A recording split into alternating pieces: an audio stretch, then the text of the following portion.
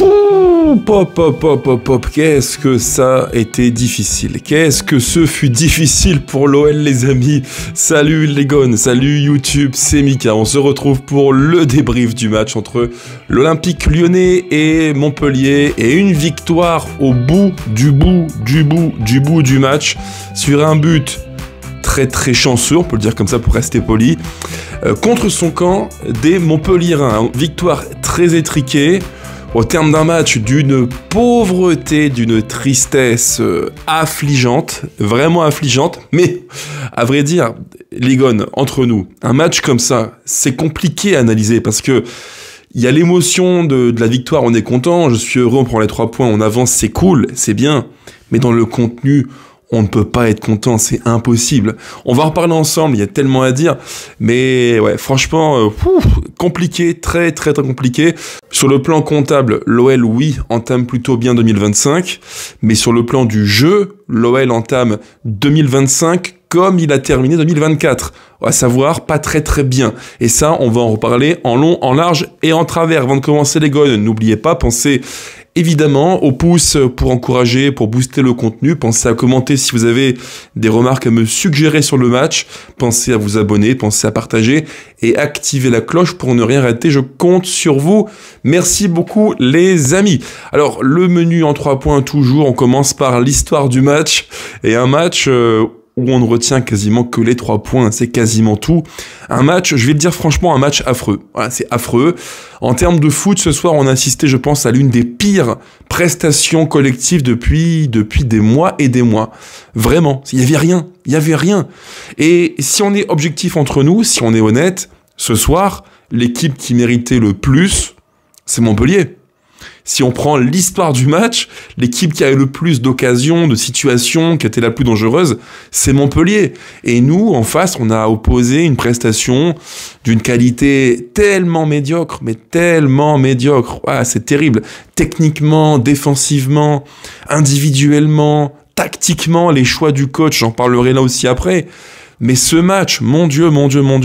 L'entame de match, parlons-en, elle est cataclysmique, il y a rien en termes d'intention. J'ai revu l'OL, le même OL que contre Paris, contre Feigny-Aulnois en Coupe de France. J'étais au stade à l'époque, même type de match. C'est amorphe, c'est insipide, c'est scolaire, il se passe pas grand-chose. Alors la compo du coach, c'est le point de départ, je pense, de l'analyse du match.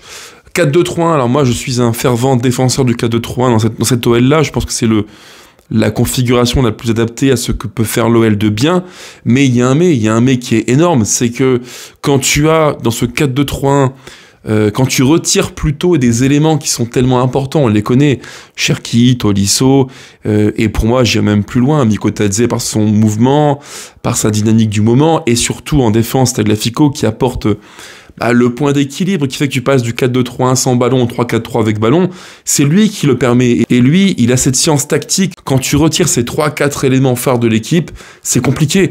En fait, la morale du match, c'est que l'OL n'a pas de marge de manœuvre.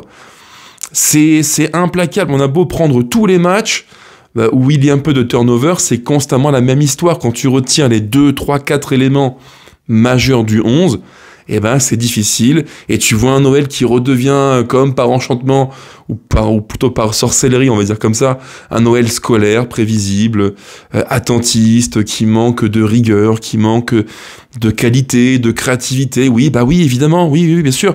Là-dessus, j'ai un point de vue qui est très tranché.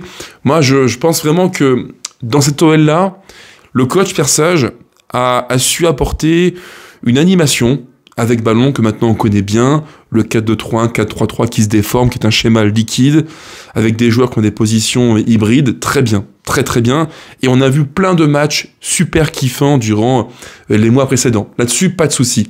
Mais dans cette OL-là, dans l'animation du coach, il y a pour moi 2 joueurs qui sont tellement importants. Il y a un rouage essentiel, c'est Tolisso. C'est le joueur qui, dans le cœur du jeu, peut temporiser, jouer long, se projeter. C'est l'élément au-dessus de la mêlée dans le cœur du jeu. Et surtout, il y a le facteur X. Qu'on le veuille ou non, c'est le point que personne ne peut négliger, que personne ne peut occulter. Ryan Cherki, c'est le facteur X. Quand il n'est pas là, ou quand il est moins bien, quand il est moins inspiré, ou quand il est quand il est moins à disposition du collectif au sens du jeu, eh bien, l'OL tous, quand Cherki n'est pas là, quand Cherki est moins bien, l'OL tous, parce que l'OL est moins créatif, et là, on l'a vu encore. Voilà, et en plus, alors j'ai cru comprendre, selon Hugo Guillemet de l'équipe qui a dit avant le match, que Cherki, c'est un choix du coach.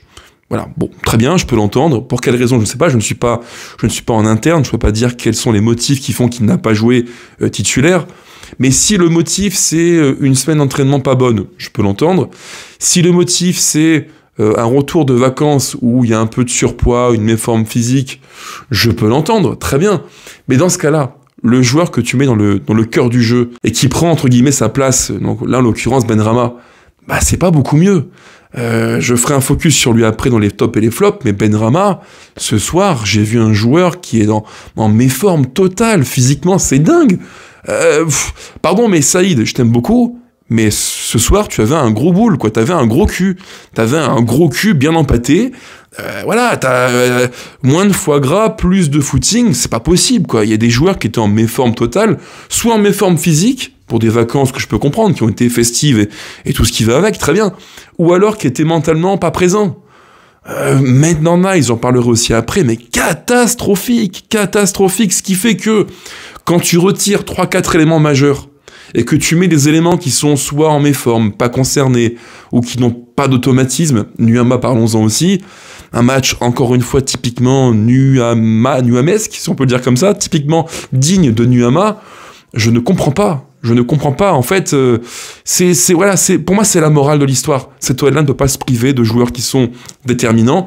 Et quand tu fais du turnover un petit peu à l'excès pour des raisons que je peux comprendre, de management, sportif, méforme, tout ce que tu veux, peu importe, malheureusement, on en paye les pots cassés. Et là, ça a failli faire mal. Parce que sans un but miraculeux en fin de match, eh ben, l'OL repart avec au maximum 1 point. Et ça aurait été cher payé parce que Montpellier a eu beaucoup de situations. Alors pas d'occasions très nettes, quelques-unes, mais pas non plus une foule. Mais quand tu vois la barre de Jordan Ferry en première mi-temps, quand tu vois les 2 frappes d'Altamari qui est côté gauche, qui a le temps de frapper, c'est pas possible. Quand tu vois en fin de match l'action de Fayad qui fait le raté monumental sur une transition, là encore attaque-défense où on est à l'ouest. Parce que ce match-là, encore une fois, c'est le retour des défauts, des lacunes énormes qui sont tellement olympiques lyonnais, quoi. Et moi, ça me saoule. Je vous cache pas que ce soir, bien plus que... Je suis pas abattu, c'est pas ça, mais j'ai une forme de lassitude, j'en ai marre, en fait. C'est tout le temps pareil, j'en ai marre. C'est tout le temps pareil. Même si tu gagnes, ce qui est bien, même si le match finit bien, très bien, c'est cool. Mais... ce que je retiens, c'est qu'encore une fois, on a vu les mêmes problématiques, les mêmes défauts, les mêmes lacunes, les mêmes errements, des joueurs qui sont... défensivement, c'est du grand n'importe quoi. C'est du grand n'importe quoi. Si ce soir Montpellier est inspiré, il n'y a pas 1-0 pour nous, il y a 2-0 pour eux, ou 2-1 peut-être, je sais pas, mais... Et on perd le match. Parce qu'il y a tellement d'espace. En transition, attaque-défense, c'est des boulevards. Et défensivement, dans du 1 contre 1, le nombre de fois où Abner, Maitland-Nice prennent le bouillon, mais le bouillon comme pas permis, en face c'est Montpellier. C'est vrai, il y a un bon Altamari, il faut le dire aussi. Mais le jour où tu vas jouer Tottenham en Europa League, ou qui tu veux, la Lazio, peu importe, mais tu vas te faire saucer. La prestation de certains ce soir, individuellement, elle est cataclysmique. Bref, trop de manque. Et j'ai envie de dire que c'était un peu l'intro de la vidéo. L'OL entame 2025 comme il a fini 2024, à savoir de manière pas satisfaisante, quoi. Et j'ai une théorie là-dessus. J'ai le sentiment que le match un peu rupture, le match qui fait qu'on passe du mauvais côté de l'équilibre, c'est Paris. C'est le match contre Paris. J'ai le sentiment qu'il s'est passé un truc, qu'il s'est cassé peut-être un ressort mental, psychologique, et dans le groupe, et chez nous aussi. Parce que, si on est sincère, le match contre Paris, on l'a quasiment tous abordé et vécu en se disant, on a les moyens de faire un truc. Parce que bonne dynamique, l'OL progressait, il y avait Francfort, un match très probant, et il s'est rien passé ou presque. Et ça, je pense que ça a fait l'effet d'une claque qui a marqué un avant et un après Paris Saint-Germain. Et ce soir, alors il y a aussi Fény-Aulnois, match triste, mais à en mourir aussi.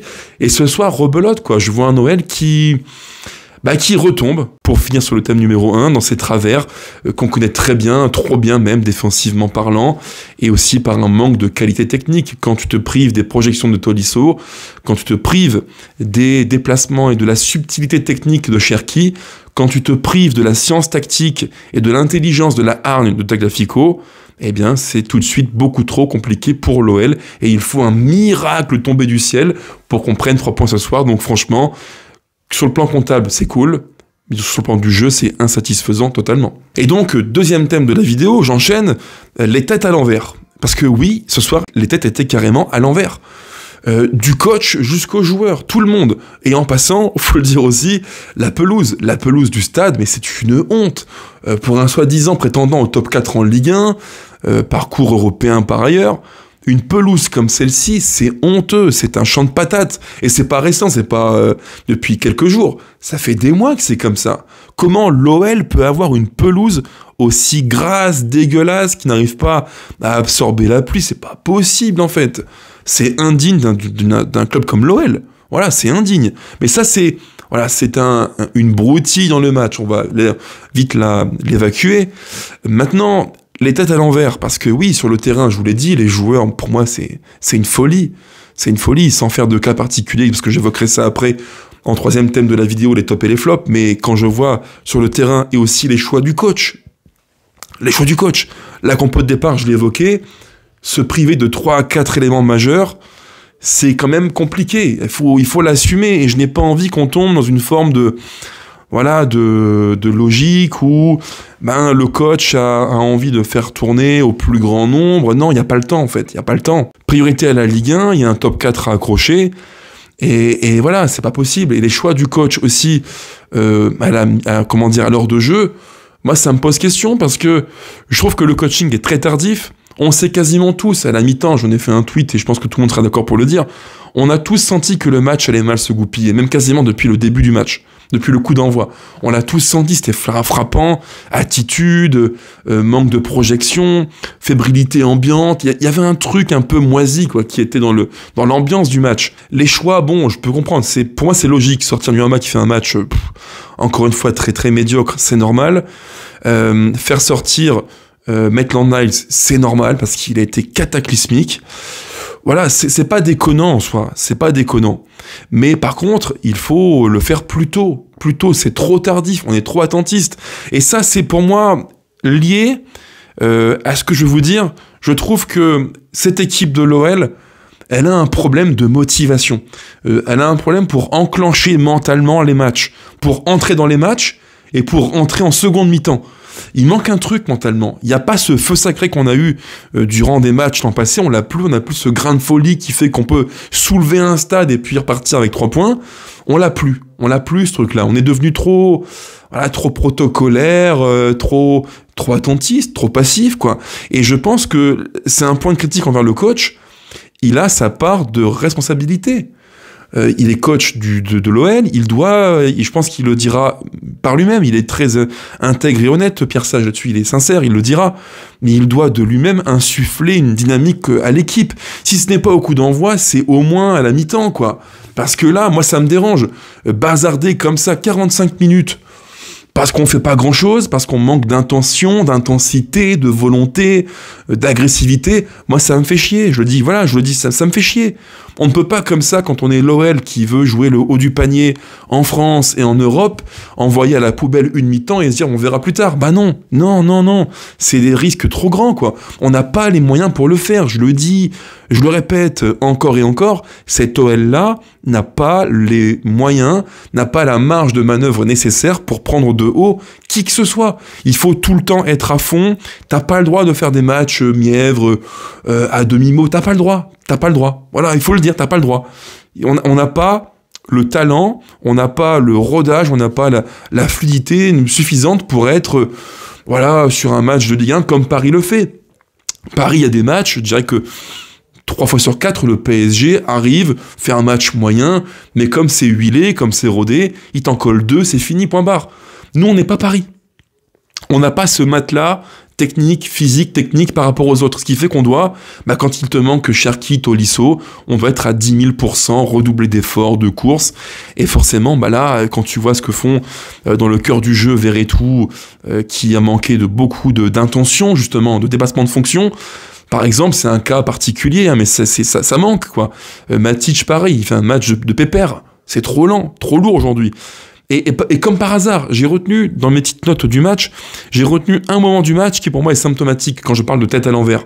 C'est que durant 1 heure, on ne fait rien, et comme par hasard, sur une action en seconde mi-temps vers la 53e dans mon souvenir, on a un dépassement de fonction de Verretou qui prend l'espace, qui se projette, et c'est la seule fois quasiment du match où il le fait, et ça finit par une grosse occasion pour l'OL. Comme par hasard, j'ai envie de dire. Il n'y a pas de secret quand il te manque la fluidité, quand c'est pas un match facile, il faut que chacun redouble d'efforts, fasse des courses, et ça, c'est un point que je n'arrive pas à comprendre. On ne prend pas assez l'espace devant, on n'a pas assez attaqué la profondeur, on manque d'agressivité, voilà, c'est un ensemble de choses qui me font croire qu'on est revenu avec les têtes totalement à l'envers. Et pour finir, les tops et les flops du match. Alors pour le flop du match, ça va être très rapide. Pour moi, j'aurais pu dire l'équipe, j'aurais pu dire le stade, la pelouse, j'aurais pu dire le coach aussi. Je peux faire un tir groupé, c'est trop facile. Il y a un joueur qui a été cataclysmique, mais alors d'une fébrilité du début à la fin du match. C'est Maitland-Niles qui fait un match affligeant, mais franchement, il n'y a rien à retenir. Comme dirait mon pote Melvin, avec qui on parle beaucoup sur un groupe privé Twitter, ce soir, et lui qui aime beaucoup en plus Maitland-Niles, il m'a dit, il est dégoûtant, mais je le rejoins. Le match qu'il fait, c'est dégoûtant, quoi. Il n'y avait rien en termes d'intention. Le body language de Maitland-Niles, c'est pas possible. Ce soir, pour moi, il n'est pas à jeun, Hensley. Il a 3 grammes dans le sang, il a picolé, j'en sais rien, mais il n'est pas à jeun. Comment tu peux aborder un match pro avec autant d'attentisme, de nonchalance? C'est pas possible. Donc c'est mon flop du match. J'aurais pu dire aussi d'autres joueurs. J'aurais pu dire, pourquoi pas, Abner qui se fait trouer 3 fois sur 4, ou d'autres que j'oublie. Mais pour moi, Hensley, c'est le match cataclysmique qui symbolise ce que fait de bien et de mal l'OL, avec ballon et sans ballon. Et mon top du match, parce qu'il y en a un qu'il faut quand même sauver dans la panade, c'est Lucas Perry, qui a été critiqué par moi aussi, je le dis, contre Paris après un match terrible. Et là, Lucas fait un très très bon match, Il dévie la frappe de Ferry en début de match, il est présent, de plutôt bonne relance, il fait un bon match. C'est pour moi le seul, avec peut-être Mata et... Oui, c'est tout en fait, c'est les deux seuls qu'il faut retirer parce qu'il fait un bon match. Donc bravo à Lucas pour ta belle prestation. Pour le reste, on prend poubelle et on oublie, ou presque. Voilà, c'est en gros ce que je voulais retenir du match. Les amis, pas facile du tout. Nous, on se retrouve très très vite pour les actus mercato qui se profilent. On va en parler, je pense, d'ici demain ou après-demain, je verrai bien. On fera un petit point sur les différents dossiers qui se profilent pour l'OL. D'ici là, les gars, portez-vous bien. Allez, l'OL toujours. On a pris les 3 points et c'est bien l'essentiel. Ciao, ciao!